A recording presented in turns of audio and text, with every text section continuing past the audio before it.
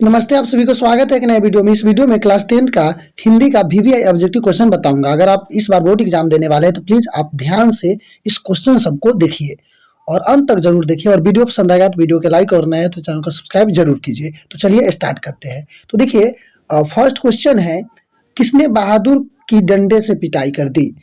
किसने बहादुर से डंडे से पिटाई कर दी? आपको पता होगा कि बहादुर कहानी पढ़े होंगे, काफी अच्छा कहानी है, ठीक है ना। तो उसमें पूछ रहा है कि आपको किसने बहादुर को डंडे से पिटाई कर दी।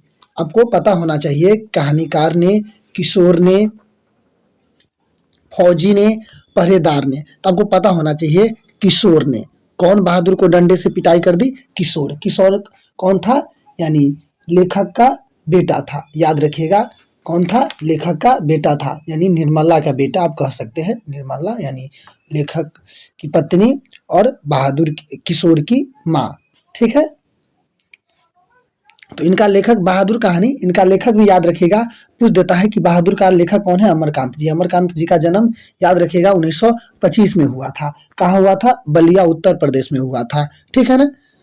चलिए क्वेश्चन नंबर 2 देखते हैं। विशेषण के मुख्य कितने भेद होते हैं? तो आपको पता होना चाहिए, विशेषण व्याकरण का क्वेश्चन है। विशेषण के कितने भेद होते हैं? 4, 5, 3, 5, 2। याद रखिएगा, विशेषण 4 प्रकार के होते हैं। एक सार्वनामिक विशेषण, गुणवाचक विशेषण, परिणामवाचक विशेषण और संख्यावाचक विशेषण। यानी विशेषण के कितने भेद होते हैं? 4 भेद होते हैं। याद रखिएगा, कितने भेद होते हैं? 4। कौन कौन? परिणामवाचक विशेषण, संख्यावाचक विशेषण, सार्वनामिक विशेषण और गुणवाचक विशेषण। चलिए क्वेश्चन नंबर 3 देख लेते हैं। अपने क्या खाया? इस वाक्य में क्या कौन सा सर्वनाम है? यानी सर्वनाम। सर्वनाम से भी क्वेश्चन आता है। एक बात मैं बता देता हूं, अगर सर्वनाम के क्लास नहीं देखे हैं तो प्लीज आप इस क्लास के बाद उसको जरूर देखिएगा, क्योंकि ये सर्वनाम काफी मस्त से मैं समझाया हूं और उसका ऑब्जेक्टिव भी कराया हूं। आपको एक क्वेश्चन भी नहीं छूटेगा एग्जाम में। देखते ही कुछ ही सेकंड में बना लीजिएगा, देखिएगा आंसर पता हो जाएगा, ठीक है। तो इस वाक्य में क्या कौन सा सर्वनाम है? यानी क्या? निश्चयवाचक, प्रश्नवाचक, अनिश्चयवाचक, पुरुषवाचक। तो आपको पता होना चाहिए कि जे इस वाक्य में यानी क्या है? प्रश्नवाचक। क्या है? प्रश्नवाचक सर्वनाम है, ठीक है। अब भविष्य काल के कितने भेद होते हैं? यानी आप काल पढ़े होंगे, उसमें पूछ रहा है कि भविष्य काल के कितने भेद होते हैं? 4, 3, 2, 5। तो आपको पता होना चाहिए कि जो भविष्य काल है उसको 3 भेद होते हैं। कितने भेद होते हैं? 3 भेद होते हैं। ऑप्शन बी सही होगा। क्वेश्चन नंबर 5 है, द्योधन का संधि विच्छेद क्या होगा? दधि जोड़ उदन, दधि जोड़ ओदन, दधि जोड़ उदन, दधि जोड़ औदन। यानी द्योधन का संधि विच्छेद आपसे पूछ रहा है कि क्या होगा। तो दधियोदन का संधि विच्छेद, इसका आपको ऑप्शन, आप नियम इसका अगर जानते होंगे तो आपको समझ में आ जाएगा। यानी 5 के कौन सही होगा? 5 का आपको ऑप्शन सही होगा बी, दधि जोड़ ओदन, ठीक है। एक बार तो देखिए, किसी चीज का अगर नियम नहीं याद उसको बार बार समझने की कोशिश कीजिए, प्रैक्टिस कीजिए, ऑब्जेक्टिव पढ़ने का अपने माइंड में सेट हो जाएगा। राम ने भिखारी को पैसे दिया, इस वाक्य में कारक का व्यक्ति है, यानी राम ने भिखारी को क्या दिया? पैसा दिया। तो कर्म कारक, संप्रदान कारक, संबंध कारक, करण कारक। तो याद रखिएगा, इसका आंसर आपको सही होगा जब किसी देने के बात हो, किसी के लिए मतलब दिया जाता है तो उसको हम संप्रदान कारक कहते हैं। तो ऑप्शन आपको यानी भिखारी को, इसमें क्या है? संप्रदान कारक है, ठीक है। समझ गए? लाइक शेयर करते रहिए, जो भी स्टूडेंट है प्लीज लाइक शेयर करते रहिए और अपने दोस्तों का शेयर भी जरूर कीजिएगा, ठीक है, जो भी दोस्त इस बार एग्जाम देने वाले हैं। लौह पुरुष में कौन सा समास है? लौह पुरुष, द्वंद्व, नए, क्रमधारय, द्विगु। यानी आपको याद रखिएगा कि जो 7 का आपको ऑप्शन सही होगा क्रमधारय समास। लौह पुरुष कौन है? यानी पुरुष कैसा है? लौह जैसन पुरुष है, यानी क्रमधारय समास। जब प्रथम पद द्वितीय पद का विशेषता बताए उससे हम क्रमधारय समास कहते हैं। और समाज का भी मैं वीडियो डाला हूं, काफी मस्त क्लास है, उसको भी जाकर जरूर देखिए। जो भी क्वेश्चन आएगा देखते ही बना लीजिएगा। निर्जन में उपसर्ग है नी, नीर, नी, नीर। आपको पता होना चाहिए उपसर्ग किसी भी शब्द के अंत में लगता है, शुरू में लगता है, और प्रत्यय किसी शब्द को अंत में लगता है। तो आपसे पूछ रहा है कि उपसर्ग कौन है? तो नीर निर क्या है? उपसर्ग है। चलिए क्वेश्चन नंबर 9 है, निम्नलिखित शब्द में कौन सा शब्द शुद्ध है? निम्नलिखित शब्द में कौन सा शब्द शुद्ध है? सुनीत, सुनीत, सुनीत, सुनीत, यानी शुद्ध पूछ रहा है। तो याद रखिएगा 9 का आपको ऑप्शन इसमें सी सही होगा, सुनीत शब्द सही है। ठीक है, ऑप्शन सी सही होगा।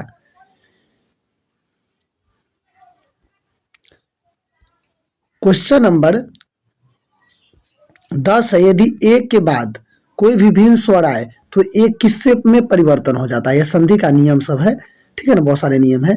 तो एक के बाद कह रहा है, यानी एक के बाद कोई भिन्न स्वर आए तो एक किस में बदल देता है? तो 10 के आपको ऑप्शन सही होगा, ए अय में बदल जाता है। ठीक है ना, याद रखिएगा। 11 में निम्नलिखित में कौन सा वाक्य शुद्ध है? आपके दर्शन कब होंगे? मैंने यह काम करा है, मैं प्यास होठ सूख रहा था, मेरा बात सुनो, यानी इसमें शुद्ध पूछ रहा है। तो देखिए 11 के आपको ऑप्शन इसमें मेरा बात सुनो ये भी गलत है, प्यास से होठ सूख गई ये भी गलत है, आपके दर्शन कब होंगे, आपको ऑप्शन 11 के ए ही सही होगा। हाथ साफ करना मुहावरे का सही अर्थ है, हाथ धोना, सफाई करना, गंदगी फैलाना, चोरी करना। तो इसका आंसर आपको हाथ साफ करना मुहावरे का अर्थ होता है चोरी करना, ऑप्शन सी सही होगा। मुहावरा पढ़ते रहिएगा, अपने याद हो जाएगा। मुहावरा होगा, विलोम शब्द हो गया, पर्यायवाची शब्द हो गया, अनेक शब्द के लिए सब पढ़ते रहिएगा कुछ दिन पर, ठीक है ना। एक एक सप्ताह में एक बार पढ़ते रहेगा, सब याद हो जाएगा।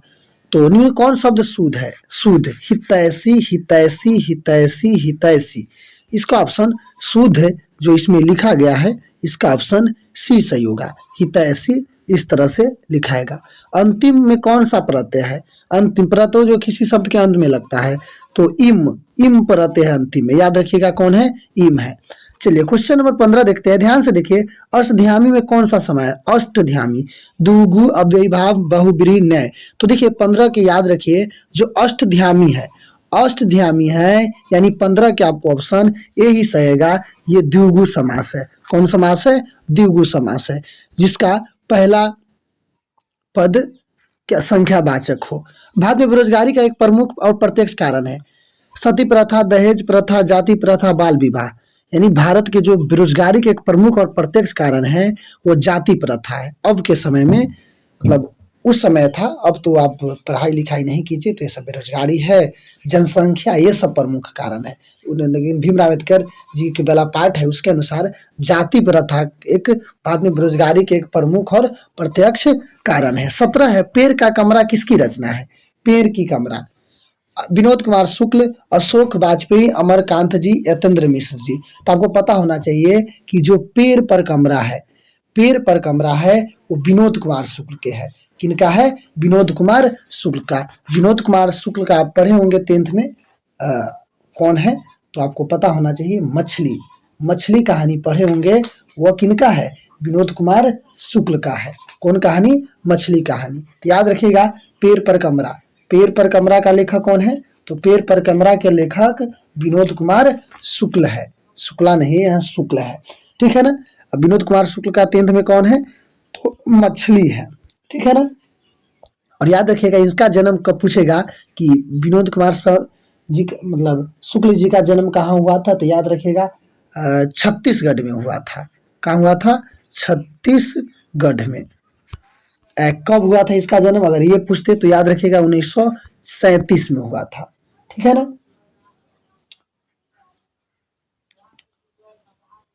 तो समझ गए, इस तरह के प्रश्न रहेगा तो बना लीजिएगा। क्वेश्चन नंबर है, बी आर नारायण ने किस कहानी अनुवाद किया था? बी आर नारायण, ढहते विश्वास, दही वाली मंगम माँ, नगर माँ। तो ये इसमें से पूछ रहा है कि जो बी आर नारायण है, जो बी आर नारायण है, वो किस कहानी का अनुवाद किया है, यानी हिंदी अनुवाद किया है। तो 18 के आपको पता होना चाहिए, इसका सही होगा बी आर नारायण ने जो कहानी का अनुवाद किया था वो है दही वाली मंगम्मा। कौन कहानी है? दही वाली मंगम्मा कहानी को क्या किया था? अनुवाद किया था। ढहते विश्वास किसका, इसका रचना आपको पूछेगा कौन है? ढहते विश्वास, तो याद रखिएगा ढहते विश्वास का सातकोरी होता है, ठीक है ना। और दही वाली मंगम्मा का लेखक कौन है? तो श्रीनिवास है, लेकिन बी आर नारायण ने इसको हिंदी अनुवाद किया है। ठीक है, नगर का है सुजाता और माँ का है ईश्वर पेटलीकर, याद रखिएगा। 19 क्वेश्चन है, घनानंद की भाषा क्या है? घनानंद पढ़े होंगे, तो घनानंद की भाषा क्या है? तो इसमें से पूछ रहा है अति सुदोषनेय को मार्ग है, आप जानते हैं, उनमें से पूछ रहा है। अवधि ब्रजभाषा प्राकृत पाली, याद रखिएगा 20 का आपको ब्रजभाषा सही होगा। कौन सही होगा? ब्रजभाषा। क्वेश्चन नंबर 21 है, कवित्री अनामिका का जन्म कब हुआ था? अनामिका जी जो काफी मतलब अच्छा कविता है अक्षर ज्ञान, कौन है? अक्षर ज्ञान, उन्हीं का रचनाकार है अनामिका जी है। ठीक है ना, तो अनामिका जी का इसमें पूछ रहा है कि जन्म कब हुआ था। तो आपको पता होना चाहिए जो अनामिका जी है वो अक्षर ज्ञान के रचना किया है। इनका जन्म की बात है तो इनका जन्म कब हुआ था? ऑप्शन है इसमें 1961 है, 1962 है, 1963 है, 1964 है। तो 19 का आपको पता होना चाहिए 1961 में। कब हुआ था? 1961 में इनका जन्म हुआ था, याद रखिएगा। ठीक है ना, और अक्षर ज्ञान इनका पूछेगा कि अक्षर ज्ञान के रचनाकार कौन है? तो अक्षर ज्ञान के रचनाकार याद रखिएगा कौन है? अनामिका जी है। ठीक है, अक्षर ज्ञान का लेखक कौन है? अनामिका जी है। कब हुआ था? 1961 में। हाँ, याद रखिएगा बिहार में हुआ था। कहाँ हुआ था? बिहार में हुआ था। बिहार के पूछेगा कहाँ, तो बिहार का मुजफ्फरपुर में हुआ था। कहाँ हुआ था? मुजफ्फरपुर में हुआ था। कब हुआ था? 1961 में हुआ था। पूरे अगर डेट वेट पूछे तो याद रखिएगा अगस्त, हाँ 17 अगस्त 1961 में हुआ था। ठीक है, चलिए, किसके अनुसार सेनों ने सिद्धांत को भी बदल दिया था? बेटियों के अनुसार, खोखे के अनुसार, मदन के अनुसार, गिरधर के अनुसार। बेटिया कितने थी सेन साहब को? 5, बेटा 1, मदन गिरधर का बेटा और गिरधर इनका किरानी था ना। तो बेटों यानी खोखे के अनुसार अपना सिद्धांत बदल दिया था। 22 क्वेश्चन है, दारिस नामक सोने से सिक्का भरा किसने मिला था? हेकल को, हर्ष को, वारेन हेस्टिंग्स को, विलियम जोन्स को। तो आपको पता होना चाहिए 172 से मतलब सिक्के से भरा एक दारिस नामक सोने का सिक्का से घड़ा मिला था वारेन हेस्टिंग्स को। और दुर्भाग्य की बात रहा कि वेस्ट इंडिया कंपनी को जब दे दिया तो इसको गला दिया गया था। तो ये बहुत अफसोस किए थे। ढाते विश्वास किस भाषा से अनुदित है? कन्नड़, तमिल, उड़िया, गुजराती। तो याद रखिएगा जो ढाते विश्वास है आपको पता होना चाहिए इसमें उड़ीसा का जनजीवन का चित्रण किया गया है, भाट को दशा को दर्शाया गया है। किस कहानी में? ढाते विश्वास में, उड़ीसा को। तो ये उड़िया का है। किस भाषा का? उड़िया का है। ठीक है ना, याद रखिएगा। ढाते विश्वास का लेखक कौन है? सातकोरी होता। कौन है? सातकोरी होता इनका लेखक है। ठीक, दूर चट्टानों की ठंडी गोद में किस कवि को पकती है? जीवनानंद दास की, अनामिका, समुद्र पंत, रणेर मारिया रिल्के। तो दूर चट्टानों की ठंडी गोद में यानी 24 का आपको सही होगा ऑप्शन डी होगा, रेनेन मेरिया रिल्क। इनको जानते हैं, मेरे बिन तुम प्रभु, तब 24 का ऑप्शन डी सही होगा। जीवनानंद दास के किस कविता में प्रबुद्ध आलोचक द्वारा रविंद्रोत्तर युग के श्रेष्ठतम प्रेम कविता की संज्ञा दी गई है? मनवहिंगम, वनलता सेना, रूपसी बंगला, झरा पालक। तो 25 का आपको ऑप्शन सही होगा बी। कौन सही होगा? बी, वनलता सेन। जीवनानंद दास याद रखिएगा, आपको जीवनानंद दास याद होना चाहिए। ये आपको लौट कर आऊंगा फिर कविता है। ठीक है, आध्यात्मिक शिक्षा से गांधी जी का क्या अभिप्राय है? गांधी जी जिनका जन्म गुजरात के पोरबंदर में 1869 को हुआ था, कह रहा है आपको शिक्षा और संस्कृति इन्हीं का रचना है। तो कह रहा है आध्यात्मिक शिक्षा के गांधी जी क्या अभिप्राय? पुस्तक की शिक्षा, यंत्रों की शिक्षा, बुद्धि की शिक्षा, हृदय की शिक्षा। तो 26 का आपको ऑप्शन सही होगा, हृदय की शिक्षा। ठीक है, अभिनव में 19 दिन प्रवास के दौरान लेखक ने कितने नाट्य की रचना की थी? 27, 28, 29, 30। अभिनव जानते हैं, अभिनव पाठ पढ़े होंगे जो काफी अच्छा है।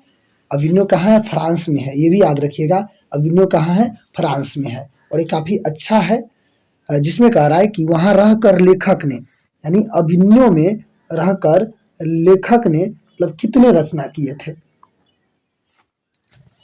27 है, 28 है, 29 है, 30 है। तो आपको इसका सही होगा 27 का, याद रखिएगा 27, 27 का आंसर 27 होगा। क्वेश्चन था कि अभिन्यो में 19 दिन रहने के बाद लेखक, अभिन्यो का लेखक कौन है, याद रखिएगा अभिन्यो का लेखक अशोक वाजपेयी जी है। कौन है, अशोक वाजपेयी जी कहाँ के लेखक है, अभिन्यो का लेखक है। तो वहां से पूछ रहा है कि वहां रहकर कितने मतलब रचना किए थे, तो 27 रहकर, ठीक है।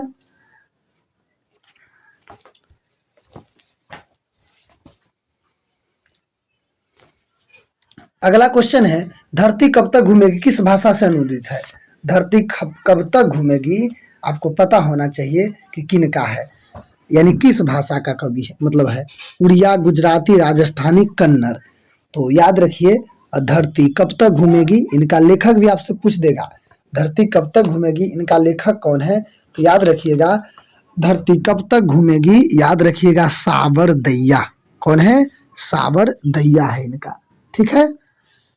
दैया है, दाइया न है, दैया है, दैया। तो सावर दैया है। तो ये कह रहा है कि किस भाषा का है, तो इसका ऑप्शन आपको सही होगा राजस्थानी। कौन है, राजस्थानी, ठीक है। उड़िया में तो कौन है, याद रखिएगा उड़िया में ढहते विश्वास है। कन्नड़ में भी याद रखिएगा, कन्नड़ में वही पहला चैप्टर कौन है, दही वाली मंगम्मा वो है। और गुजराती एक कहानी है उसमें माँ, कौन है, माँ है, ठीक है ना, याद रखिएगा। उड़िया कौन है, उड़िया में याद रखिएगा ढहते विश्वास, गुजराती में माँ, कन्नड़ है पहला पाठ दही वाली मंगम्मा, और राजस्थानी में कौन है, धरती कब तक घूमेगी। पपाप्ती, पपाप्ती कौन से रोग था, पपाप्ती को टिटनस, हैजा, कैंसर, मेनिंजाइटिस। याद रखिएगा पपाप्ती जानते होंगे, नगर वाला पढ़े होंगे, समझे, तो उसमें है मेनिंजाइटिस, ऑप्शन डी सही होगा। वीरेन डंगवाल को किस कृति के लिए साहित्य अकादमी पुरस्कार मिला था। वीरेन डंगवाल, वीरेन डंगवाल आप जानते होंगे अगर आप 10th में है और पढ़ते हैं सही से एक बेहतर नंबर के लिए, तो आपको पता होगा वीरेन डंगवाल बहुत अच्छा कविता लिखे हैं जिसका नाम है एक वृक्ष की हत्या। कौन है, तो इस दुनिया में दुष्चक्र में शिष्टा पहला पुस्तिका कवि ने कहा, यानी किसके लिए साहित्य अकादमी पुरस्कार मिला था, तो 30 के आपको याद रखिएगा वीरेन डंगवाल को दुष्चक्र में शिष्टा के लिए पुरस्कार मिला था। प्रदेश की विद्या पढ़ने का क्या परिणाम हुआ, ये है स्वदेशी। कौन है, स्वदेशी हमारा प्रेमघन जी लिखे हैं, बड़ी मस्त है कविता। इसी में इस चीज को चर्चा किया गया है कि सबके बुद्धि भारतीय हो गई है, सबको बुद्धि विदेशी हो गई है, सबको बुद्धि आध्यात्मिक हो गई, उपयुक्त सभी। तो 31 का आपको ऑप्शन पता होना चाहिए कि प्रदेश की विद्या पढ़ने का क्या परिणाम है, कि सबके बुद्धि विदेशी हो गई है, सबका बुद्धि कहाँ हो गई है, विदेशी हो गई है। पढ़ेगा विद्या देश का तो बुद्धि भी क्या होगा, विदेश। याद रखिएगा प्रदेश, इनका लेखक कौन है, ये भी मैं बता दिया हूं कि इनका लेखक आपसे पूछेगा कि स्वदेशी, स्वदेशी कविता का लेखक कौन है, तो स्वदेशी कविता का लेखक याद रखिएगा कौन है, तो प्रेमघन जी है। कौन है स्वदेशी का, प्रेमघन जी है।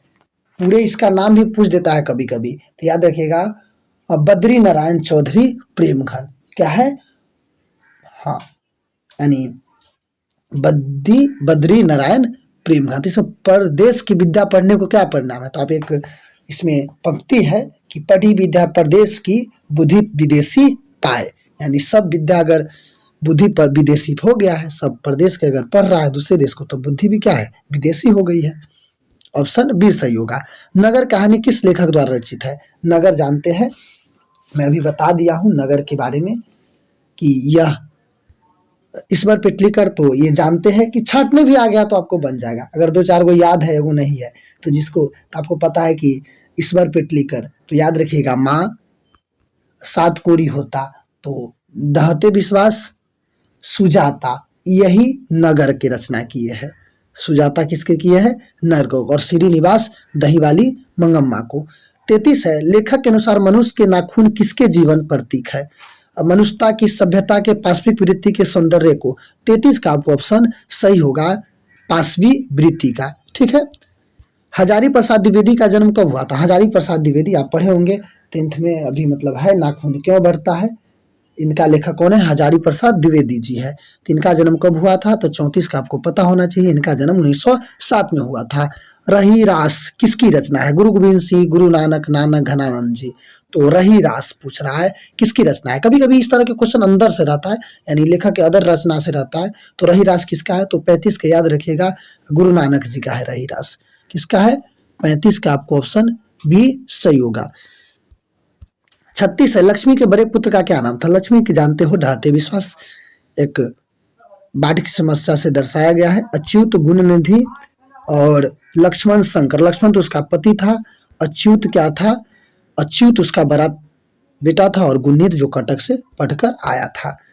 चलिए, एक वृक्ष की हत्या में कवि किसको शहर से किससे बचाना चाहता है? तो एक वृक्ष की हत्या आप पढ़े होंगे, जिसका लेखक कौन है? एक वृक्ष की हत्या अभी मैं थोड़ा देर पहले बताया हूं, आपको पता है और रहना चाहिए। आप ध्यान से सुनिए, हर क्लास को आप ध्यान से सुनिए, ताकि ये अगर मैं 40 को क्वेश्चन करा रहा हूं ना, तो मतलब 40 को नहीं, आपको 60 को क्वेश्चन हो रहा है कि मैं डिस्क्राइब भी करता हूं।